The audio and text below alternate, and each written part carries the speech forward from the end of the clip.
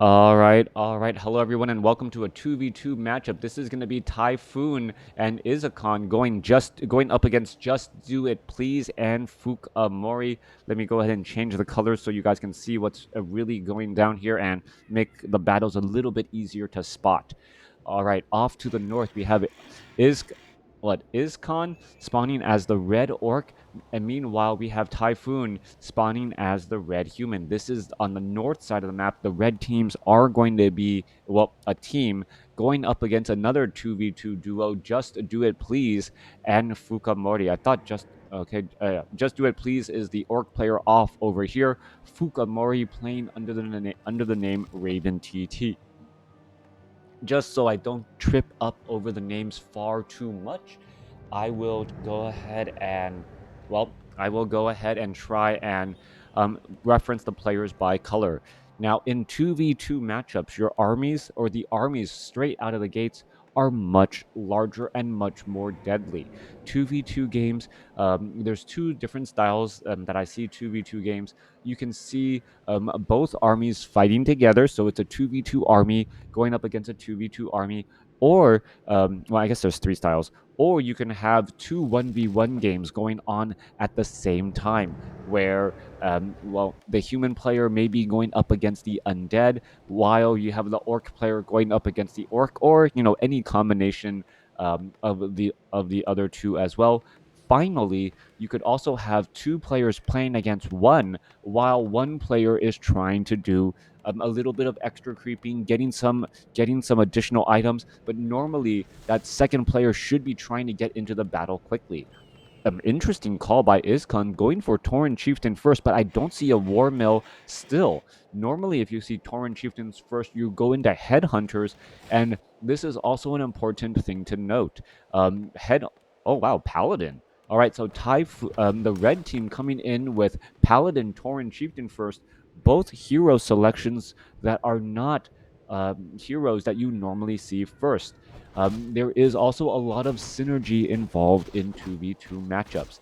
If both players go for melee units, well, you will often see one 2v2 team where all of your units just seem to be running around trying to get into position. Normally, you see one team build the front line and another team build the back line, as this, IzcoN taking a bit of damage and now being forced to back away. Red goes Aura Strat. Well, Aura Strats do work out extremely well as your army grows. Devotion Aura coupled with Endurance Aura can work out extremely well. All right, if anyone has access to like the better 2v2 overlay, I know there are better 2v2 overlays out there. I just don't know how to get them. And I think I've asked Todd a couple of times. Oh, my light decided to turn off. Maybe do I need to charge it? Is it out? Yeah, I'll ask Todd again. See if he just simply forgot. Farseer now making its way back over here. A Paladin Rifleman going to go ahead, engage, perhaps get some damage onto those units, picking off some damage, and we may have a surround into the trees. No, Farseer able to slip back here. 3 Riflemen, 2 Grunts working together. Tauren Chieftain back at home.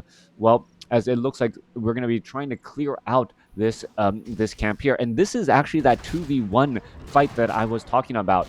Undead going for Crypt Lord first, has a very wide army, was able to do a lot of creeping and use those creeps to generate some skeletons and then generate more beetles. That is a very wide army here, but this is also a bit of a dangerous proposition. Just the teal army trying to move in here, trying to put pressure and while creepjacking. But remember, riflemen have a range, and also, the red team has a fountain of health to their back, meaning that they are benefiting from the healing of the fountain of health, while the other side simply is not. All right, we see one headhunter, seemingly joining in on this fight off over here. We are getting in some, what is that, an ice troll berserker, as we're going to be looking at an orc army making their way back off to the north. Farseer still playing a bit of a 1v2 game, able to hold his own, but now we're going to see an infestation of undead units making their way out. All right, Sacrificial Skull being used here. Is this a tower attempt? Oh, this could potentially be a tower attempt here. There is an Acolyte here, and, well, trying to place down ziggurats. That is going to be a very big deal indeed, as we see a scroll of town portal already coming across here. All right, many peasants already getting taken out. You see a small army, level 3 now on that Crypt Lord, as we're going to see new beetles popping up out of the ground here.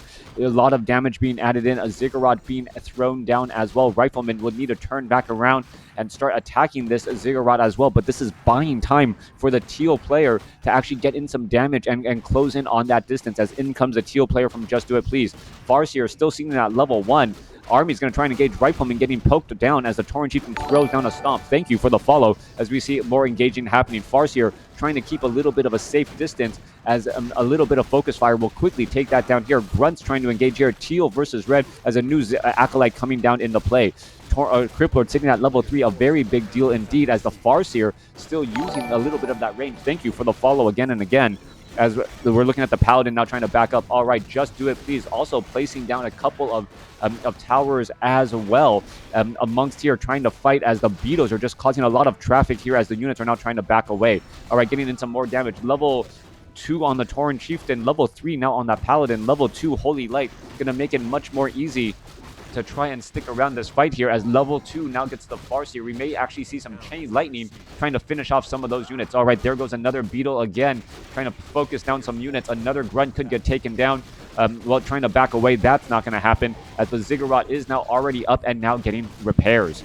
All right, Tauren Chieftain trying to close in on the distance from behind here. Farseer using that superior range, able to snipe down some units, as a Ziggurat is now setting up a Nerubian tower right outside the base of the red human player.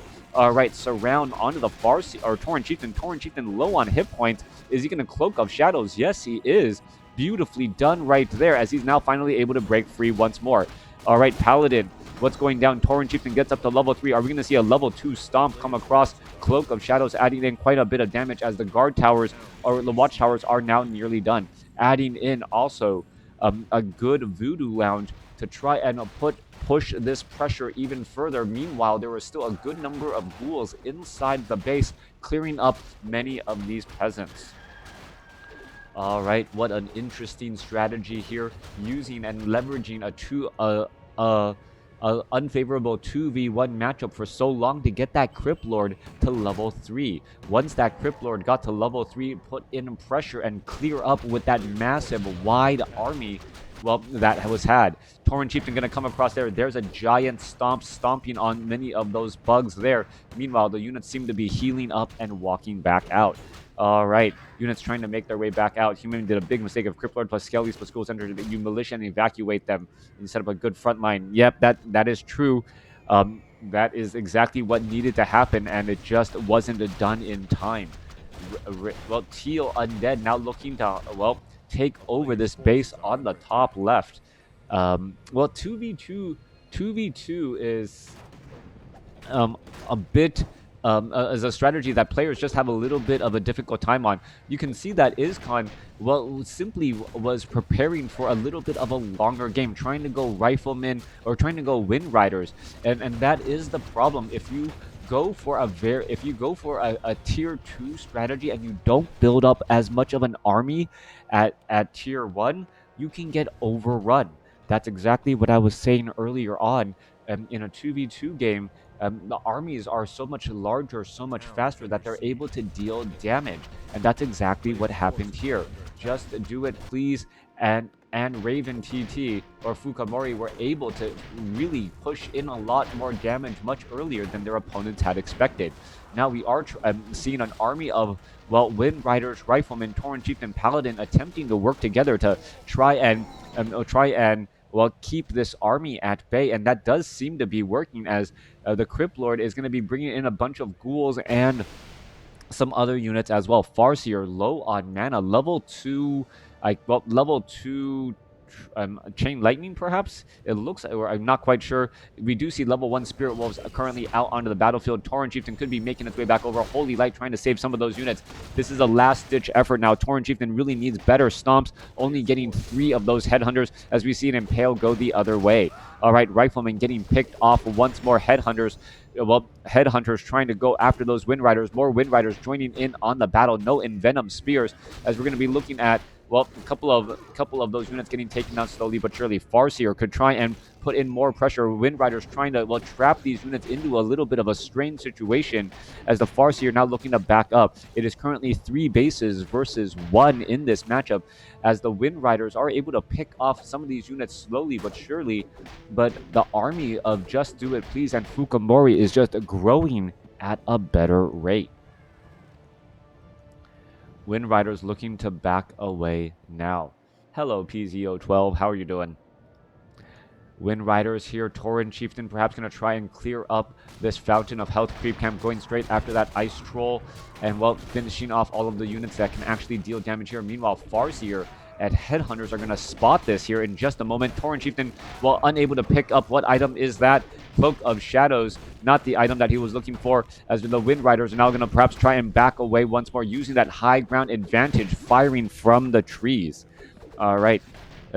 As we're still looking at more damage adding in, more of this is just going to go away. And, well, as the Headhunters are getting taken out, we do see a couple of, well, webs now coming in from, Fukaimori. And, well, web means no more hit and run tactics either. All right, Crippler trying to finish off some of those units. There's a Holy Light trying to save a little bit more. More web and bringing them back down to the ground again, as Wind Rider after Wind Rider being, tangled up and brought down to the ground here once more. 2 Wind Riders trying to finish things off here. And once again, this strategy just not working out well, unless IzcoN is able to do some amazing, comeback play. I cannot imagine how Fukaimori and JusTDoiTpLs will end up losing this match. Every second this game goes on longer, the better it is. Wow, Raven only had 1 Acolyte mining on this top left-hand side for so long. I was wondering where the additional income was going, and the answer was it wasn't going anywhere because it wasn't being harvested. So far, Tauren Chieftain, we see a burrowed, Crypt Fiend right there, as the units are still, trying to fight next to a Fountain of Health. All right, massive battle next to a Fountain of Health here. There goes an Impale onto that Paladin. Paladin could try and Cloak of Shadows again, and does exactly that.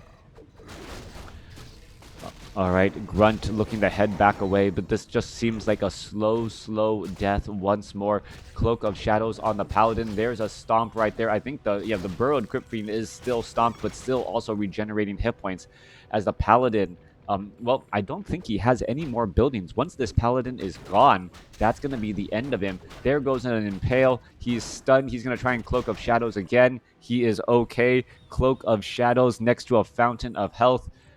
Absolutely entertaining. No shade, no way to really gain sight on that Paladin, as he's just standing there looking to regenerate some more hit points.